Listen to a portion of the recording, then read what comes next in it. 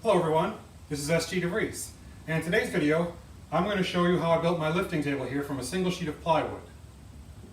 If you watch YouTube videos, you will probably recognize a table similar to this because this table was heavily inspired by Marius Hornberger's lifting table. There are a few differences in mine because I needed to keep the budget a little bit cheaper and I didn't have access to some of the tools. So the major difference, of course, is I built mine out of plywood instead of ash.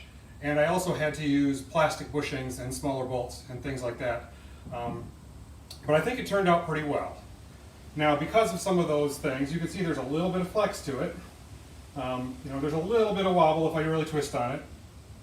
But all in all, it has been incredibly useful. So, I'll show you how I did it. The first thing I had to do was spend a lot of time at the computer and then develop a detailed cutting plan. You can see I barely made it onto that single sheet of plywood. With the cutting plan finished, I can rip down the sheet of plywood into all the parts. The table has a top and a bottom frame. So I'm laying out one of the frames right now, but everything that you see I'm actually doing twice.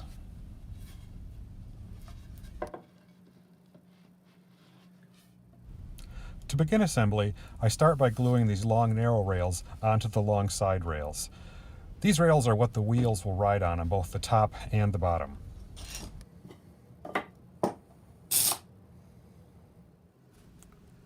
When the glue is dry, I drill a series of holes and glue in wood dowels.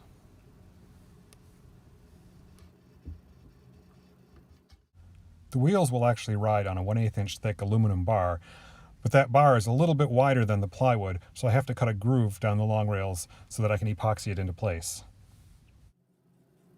I don't use epoxy that much, so I don't actually know if I'm mixing enough here, but I didn't want to drill holes in the aluminum rail and countersink screws because I didn't want those bumps along where the wheels have to ride. So I'm just taking my best stab at it and hope it turns out all right.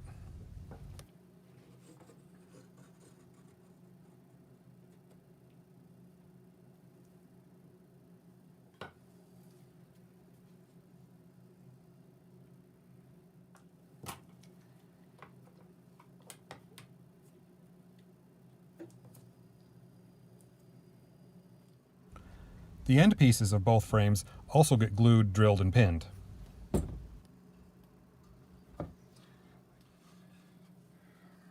Now it's time to glue together the two frames. I want to make sure these frames are nice and square, so I make sure to take my time in laying everything out ahead of time before putting any glue on them. And also after the glue is on, while it's still wet, I can adjust things. The bottom frame also gets these rectangular blocks glued on at each corner. Now these blocks serve two purposes, both to reinforce the frame corners, and also they'll serve as mounting blocks for the wheels that we'll install later.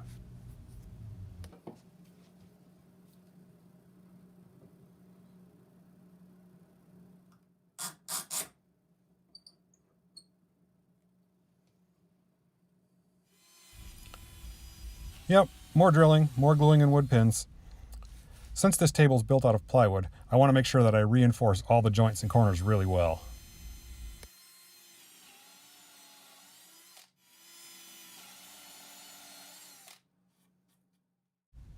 This probably isn't even half of the wood pins that I've put into this thing. I make sure that I get in pins from all different directions, the sides and also up from the bottom. It doesn't take a long time to do, and it really helps reinforce those corners. Yeah, maybe I went a little overboard on the wood dowel pins. You don't want to see me cut all these and sand them down. That would be kind of boring. So I think we'll just make them, whoa, magically appear done. You can see that I've also drilled holes in the top frame for the lead screw that'll go in later. Now that the frames are done, I can build the scissor arms. Now my method of making sure all the holes align require that I locate the center point very exactly on one of these pieces. So I've located the holes on one of the boards, and I've taped two of them together. I start by drilling the center hole through both boards. Then I move to one of the ends and also drill one of the end holes through both boards, but not the other end. With the center and one of the end holes drilled through both boards, I take the tape off and I use a temporary pin through the center hole. What this allows me to do then is to rotate the top board. Now they align top to bottom, which is why I needed that center hole so accurately drilled. So after rotating the board, I retape the parts together, and I go back to the drill press and use the hole through the single board on each end now to drill the hole through the other board. Does that make sense? Now, not only do these holes, the two boards align with each other, the two holes also align side to side. So I can take these off, and I should be able to flip this around again, and everything will line up perfectly. Turn this around.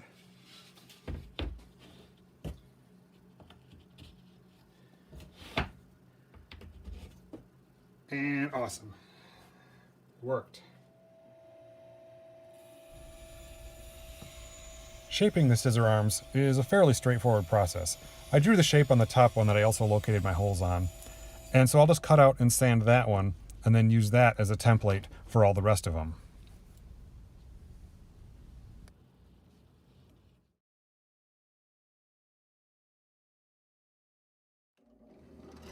So that the threads of my bolts don't tear up that soft plywood, I'm going to fit a plastic bushing into each of the holes.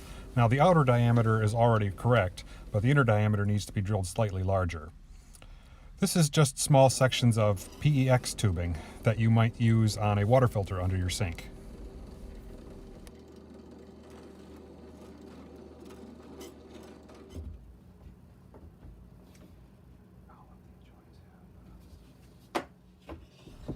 The holes that the wheels have to fit through have to be drilled slightly larger. You can see that the wheels I'm using have a wider collar right behind the wheel itself. These are just wheels that you would buy to replace a broken wheel on your garage door.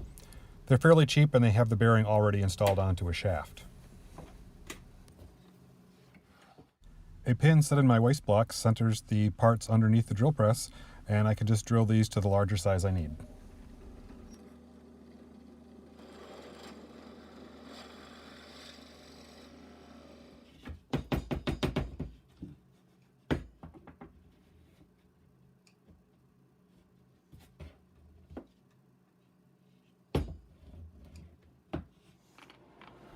The scissor arms will be held to the top and the bottom frame by a series of brackets. Here I just have my drill press fence set up to drill the first one, and then I can drill the rest of them without even marking them.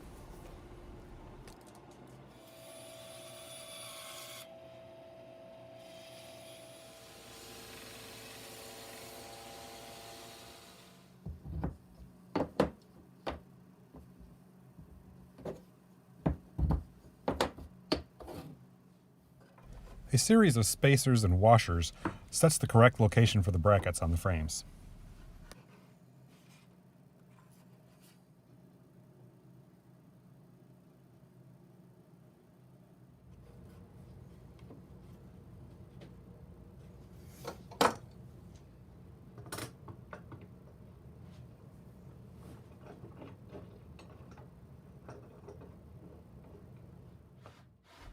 For the brackets on the top frame, I need to drill a hole through the side of the frame so that I can access the nut that goes through those brackets.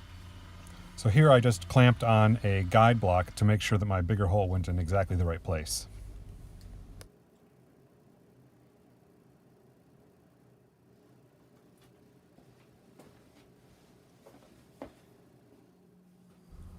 Braces are also glued and pinned in between the inner sets of scissor lift arms. At this point, I have to confess that what you've seen over most of the last minute, I ended up having to cut apart and redo. I did a test assembly at this point and found that it was just too flimsy. You can see here now that I have the double thickness scissor lift arms. Those are basically two arms glued together and also drilled and pinned together. The assembly process is the same with all the brackets, but I had to cut them off because the spacing changed on all of them. I also doubled up the braces that went between the inner sets of scissor lift arms and doubled those up and pinned and made those stronger too. Now that I've fixed the structural problems with my table, I can go on to building the carriage that travels back and forth on the lead screw. This carriage is made from 3 sheets of 3/4 inch plywood that I'll glue together after I embed a nut and a washer in them to make it stronger. A center hole that will accommodate the lead screw goes all the way through all three parts. And then in one of the boards, I use a Forstner bit to make a shallow indentation that my large washer will fit into. This gives it extra support for when the nut pulls against it. It's not pulling against wood, but it's pulling against the steel of the washer, which spreads out the load.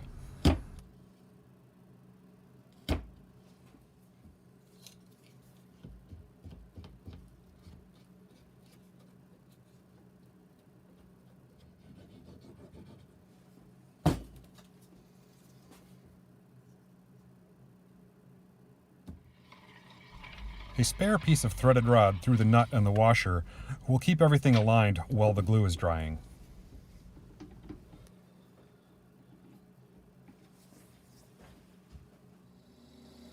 This carriage needs to have a hole drilled in each end to accept the wheel shafts. Now my drill press doesn't have enough vertical clearance, and my lathe doesn't have enough space either, so I'm building this guide block that I can clamp onto the end of the carriage to guide the drill bit. And now I'm using a really funny arrangement here because the chuck on my drill isn't big enough to accept the drill bit, and so I need to actually use a spare chuck from my lathe clamped into my drill to drill this hole. It's a bit clumsy, but it did work.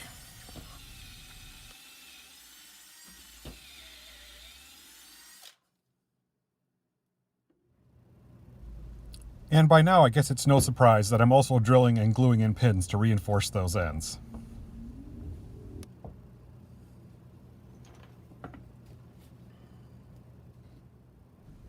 The long lead screw shaft is guided by a bearing at each end. Now the tail end bearing that you see here is just a regular straight bearing that can get embedded into this block of wood. I just drill a hole in it, and then I have to sand it out a little bit to make it big enough for the bearing.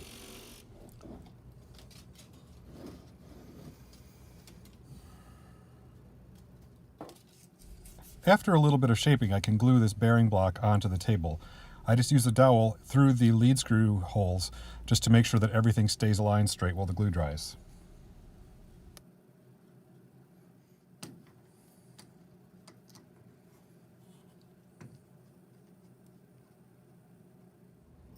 The bearing on the front end of the lead screw is a tapered bearing, which can accept radial and axial loads.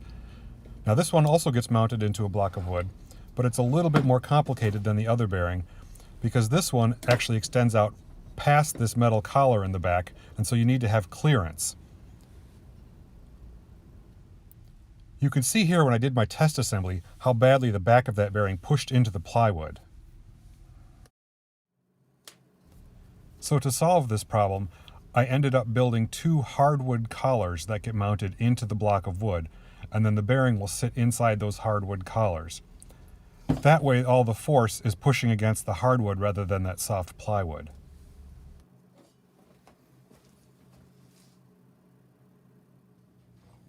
You can see here that I have that other bearing block also mounted to the table. Now I have the whole table upside down on my work table so that I can position the top onto it. And I'm just tracing around it so I can offset my tracing line so that I can screw it right into the center of the plywood frame below. And while I have this thing upside down on my work table, I decided to go ahead and mount the casters also.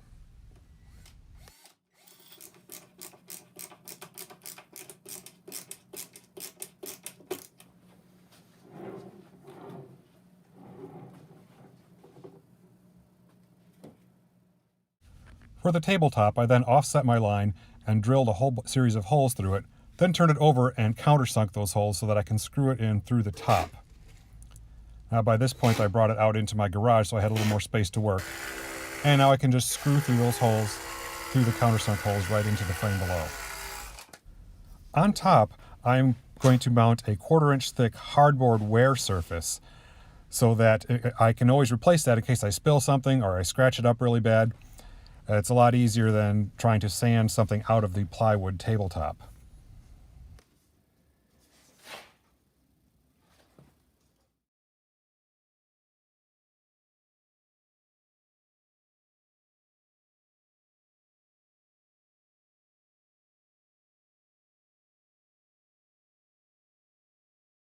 For the lead screw, I'm using a piece of 3/4 inch diameter by 10 threads per inch threaded rod. And man, that takes a long time to cut through with a hacksaw.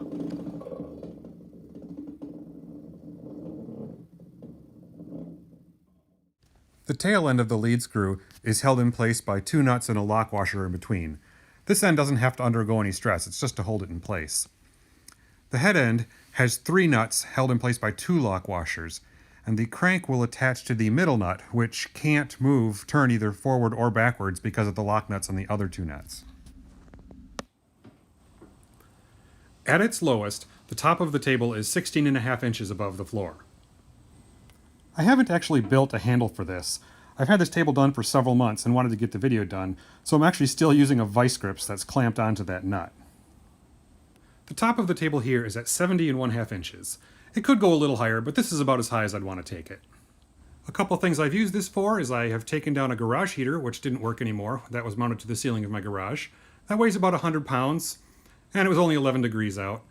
And you can see that I have to reposition that vice grips every so often because of the overhang. But the table works really great. The reason I built this table to begin with was so that I could hang kitchen cabinets all by myself, and it worked just fabulous for that. So that's my lifting table. I've gotten a lot of use out of it, and all total it cost probably about $100. Thanks for watching.